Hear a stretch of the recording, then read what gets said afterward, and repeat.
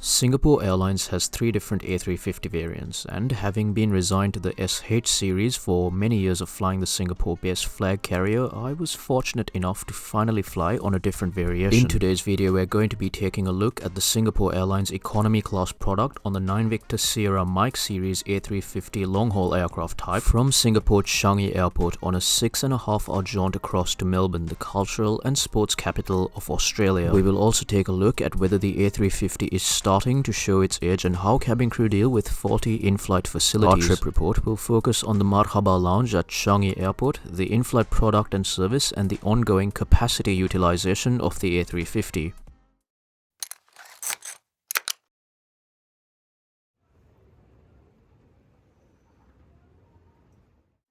Something that I find myself saying more often than not is welcome back to Singapore Changi Airport. Terminal 3 is the home of Singapore Airlines, and most flights will depart out of this terminal.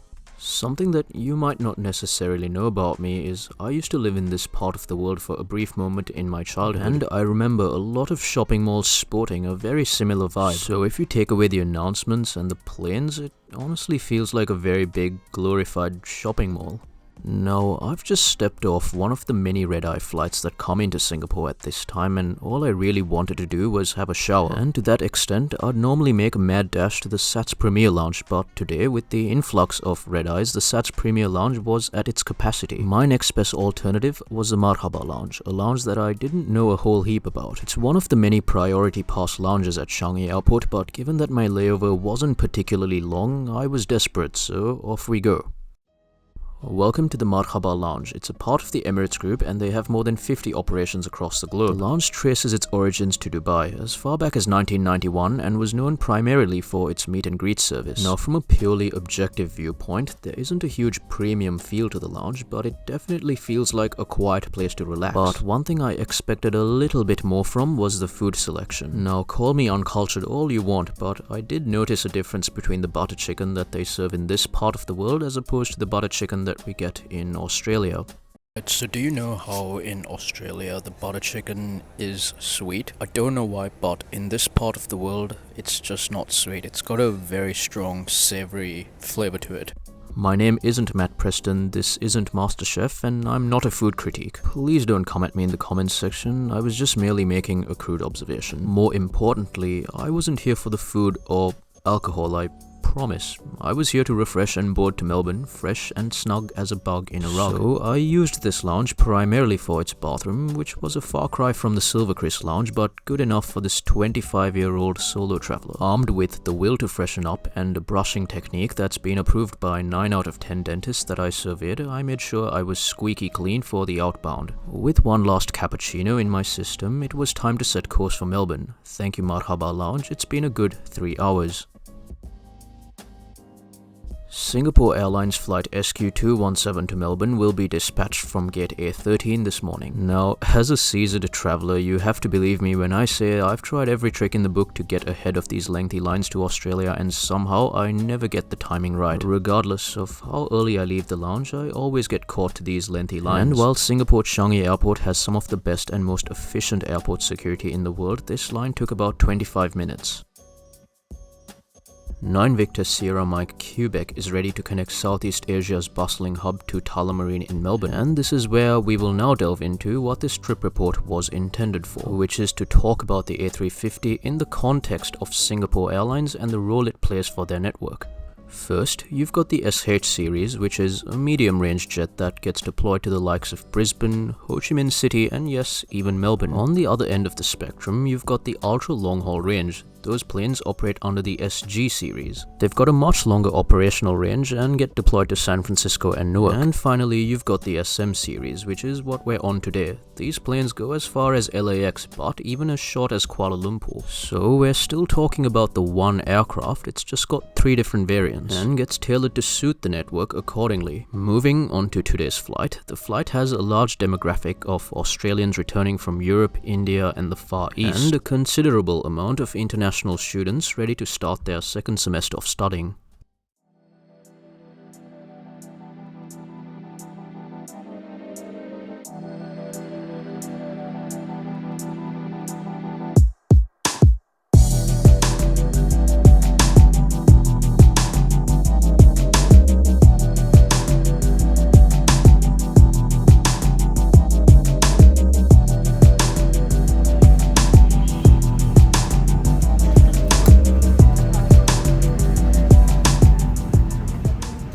Welcome to seat 48 kilos sporting these features. I pre-booked this seat online because these flights to Australia tend to be a bit chaotic, and my word of advice to you is try to make yourself as comfortable as possible.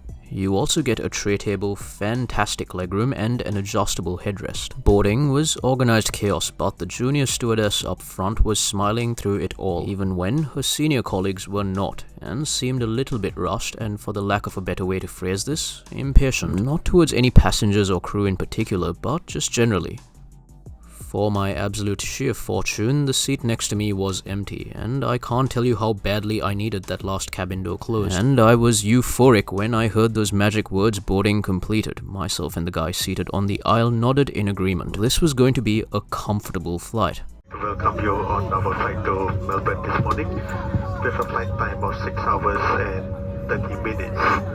Also in the flight deck is Senior First Officer Nicholas 1, and in the cabin we have crew in charge, Fabian Tan, who together with the cabin crew will ensure that you're well taken care of on this trip to Melbourne. Presently we have all the doors closed. There's one more passenger door to be closed, and once that's done shortly we should be able to depart on schedule. We'll be taking off towards the south this morning, climbing towards our initial cruising altitude of 38,000 feet, and progressively we'll be climbing towards 41,000 feet. Our route takes us towards Pangkal Pinang. Thereafter we'll be crossing the Java Sea towards the west of Java, overflying Jakarta, before crossing the Indian Ocean, and thereafter entering the northern coast of Australia and the western Australian part of it, and thereafter cross Australia towards Adelaide before landing in Melbourne. For those of you interested in following the progress of the flight, it can be viewed on your in-flight entertainment system. The route weather is forecast to be a little turbulent. There's a forecast turbulence en route for most part of the journey. As such, I would suggest that you keep your seatbelt fastened whenever you are seated. Forecast weather for arrival is for fair weather. I'll let you have an update just before we commence our descent into Melbourne. In the meantime, I hope you'll be able to make yourselves comfortable. I wish you a pleasant flight, and I thank you for choosing to fly with Singapore Airlines.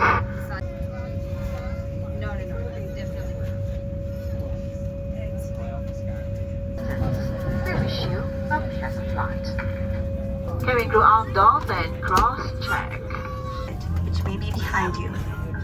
Count the rows of seats to the closest exit in front and behind you. In the unlikely event of an emergency, or when you hear the command, brace, brace, assume the brace position. If you can reach the seat in front of you... While we taxied up to runway 20C, I couldn't help but notice these rattling sounds in the cabin. Now, those rattling sounds are nothing to be afraid of, but I don't recall hearing them on any of the other aircraft type that Singapore Airlines operates, except maybe the 777.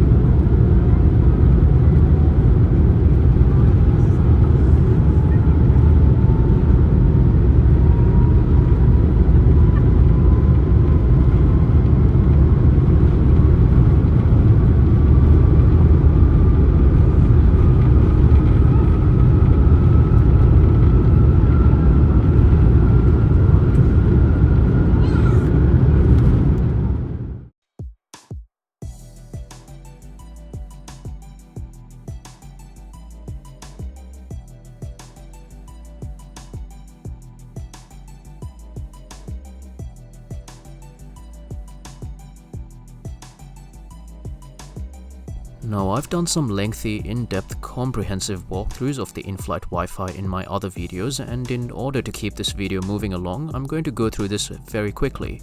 Step 1. Access the Wi-Fi from the Settings tab in your device. Step 2. Post a humble brag on social media about how you're thriving and flourishing at 38,000 feet. And just a reminder once again that Wi-Fi is available free of charge for all Singapore Airlines customers. You just need a KrisFlyer account. Status is irrelevant. To that extent, you can also access the KrisWorld Entertainment System, a top-notch product with plenty of options. Also available is a non-interactive flight map.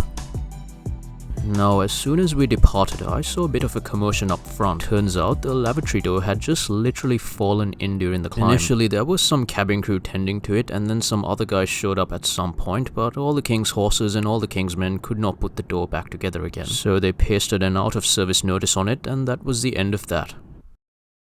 Now, depending on what time you fly, you will either get an independent bar service or a bar service that's run alongside the primary meal service. Since we departed Singapore late in the morning, the bar service is administered first. I ordered a Singapore sling, a fitting end to my vacation, and something for me to cherish as the thought of returning back to work the next day slowly started to sink in. This was accompanied by a pack of peas and crackers. On the morning flights to Australia, you'll always get one meal service and one refreshment. This is what was on offer for the lunch service, although I will point out that when they rolled up the trolley to me, she only said chicken or fish. So they either ran out of this option or she was gatekeeping it for some reason, which I highly doubt. Even still, 3 options for a 6.5-hour flight in economy class, that's some world-class stuff. For the entree, we've got honey mustard coleslaw with smoked salmon. A tad sloppy in terms of presentation, but definitely more than compensating in terms of taste. Actually, it was so good that when they came to collect the meal tray, she asked if I enjoyed the meal, and I said yes, the salmon was amazing, completely forgetting about the main course. Speaking of which, here is the main course, pot roasted chicken with mushroom. The chicken is accompanied with potato mash, roasted pumpkin and carrots. Seems like one of those frozen meals you'd pick up at Woolworths, but don't let that fool you because once again, the taste was phenomenal. I could have licked the thing clean if I wasn't afraid of diminishing my status as a niche internet micro-celebrity.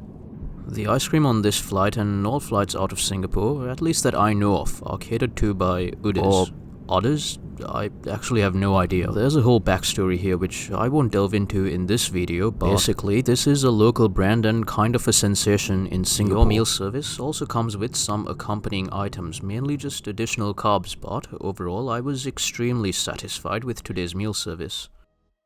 Now, if you're flying during winter, this flight pretty much takes up your entire day. Interestingly enough, due to some crazy turbulence over Jakarta, the seatbelt sign was on for a whopping 1.5 hours, so much so that by the time they finished both bar services and cleared the meal trays from lunch, the flight was already more than halfway through. Having been happily fed, it was time to check out the lavatory. In typical Singapore Airlines fashion, it's stocked with some sleek amenities and a clear mirror, soap, and the facilities were kept quite clean right throughout the flight. By this point, I had documented the most critical points in the flight, and I thought it was time for me to doze off. Now, over Australia, we went in and out of more turbulent weather, which means I was constantly getting rocked in and out of my afternoon slumber. And having not slept for 11 hours at this point, I felt that this was the least eventful part of the itinerary to cop some Z's. If the fact that I'm often sleep deprived in a bid to deliver content to you isn't worthy of a subscription, let me know what I need to do to win you over as a subscriber. Also remember that you can comment on this video and it doesn't even need to be something supportive. For example, you can tell me to go back to India, a country that I've never been to and have absolutely no ties to culturally or otherwise. However, if you did actually enjoy this video, let me know and it'll encourage me to keep delivering more content. By the time I woke up, the crew came by and were offering the refreshment service, a basil pesto pizza. There's really just a line of basil drizzled on top, but I actually loved it given that basil, when left to its own devices, can be a bit overpowering. Overall, fully and thoroughly satisfied with the catering on today's flight, that's for sure. Now, at some point during the flight, the same stewardess who was literally smiling throughout the entire flight came and gave me this amenities bag, likely triggered by me going to the back of the galley and thanking all of them for a very nice flight. Now, of course, the more loyal followers on my end were tracking my flight that was advancing closer to Victoria, while the rest of you were, well, not. But with that, the sinking realization that while I was technically returning home, I was also now a far cry away from my other home, where my Rottweiler named Pilot lives. My childhood pet that I quite literally owe my entire life to. Was I getting a tad emotional? Yes. Was it because I was severely jet-lagged? Well, that certainly didn't help. While Australia is my home, my heart sinks a tad having to leave my aging parents and dog behind. And while I travel as much as I can to see them, in this economy it's just not a luxury that I can always splurge on. So I'm well and truly grateful for every single opportunity that I get to board a plane, embrace my mum and dad, and give my Rottweiler all the treats he genuinely deserves. Now, I know I'll get questions about this, so my dog is actually named Pilot because I took it out of a book that I was reading in high school for English literature called Jane Eyre, and it actually has nothing to do with the fact that I was freakishly obsessed with planes at the time. With the city lights of Melbourne coming into visibility, it's time for us to land shortly. Enjoy the landing, and I will revert to you when we're on the ground with the total score and final outcome. Any and all information that is pertinent to this flight, including how much I paid for it and the soundtrack that accompanies this video, is in the description down below. And while you're down there, remember to subscribe, as it goes a very long way in helping me fund my travels. Subscribing is free and takes 0.1 seconds out of your day to hit that icon.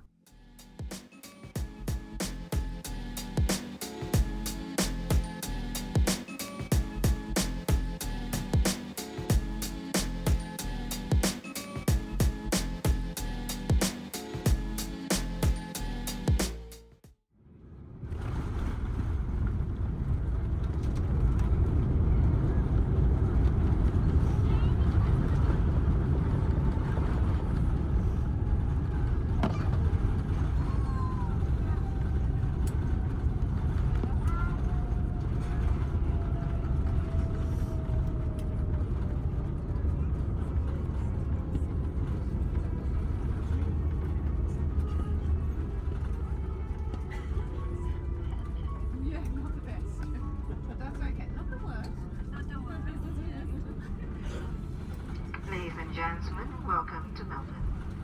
Please remain seated with your seatbelt fastened. Okay, so where did Singapore Airlines do well? First, catering. Literally nothing to complain about. All in all, just a classic burst of flavors. The cabin crew, fantastic as always. Just also a shout out to the junior crew. They might occasionally have it harder than anyone else, so if you see them on your flight, be extra nice to them. Trust me, you might not know what they're dealing with. Finally, in-flight connectivity and Wi-Fi. This has to be the most impressive feature that I've come across yet. I thought the world of Qantas when they did it, but it seems like it's becoming a more frequent thing on the premium spectrum of airlines. On the flip end of the spectrum, if I had one thing to complain about, the state of the 7-year-old bird is just not where the airline might want it to be. The seats have got some wear and tear, and the lavatory door just coming apart during the flight might not be ideal. In fairness, every single cabin crew member did try to fix it at some point during the flight, but what we should be asking ourselves is why it happened in the first place. However, the entire incident doesn't really affect the rating that much, and this is the final score for today's flight. Thank you so much for watching, and I'll see you very soon in another trip report. Till then, safe travels wherever you're headed to, and take care of yourself. Auf Wiedersehen.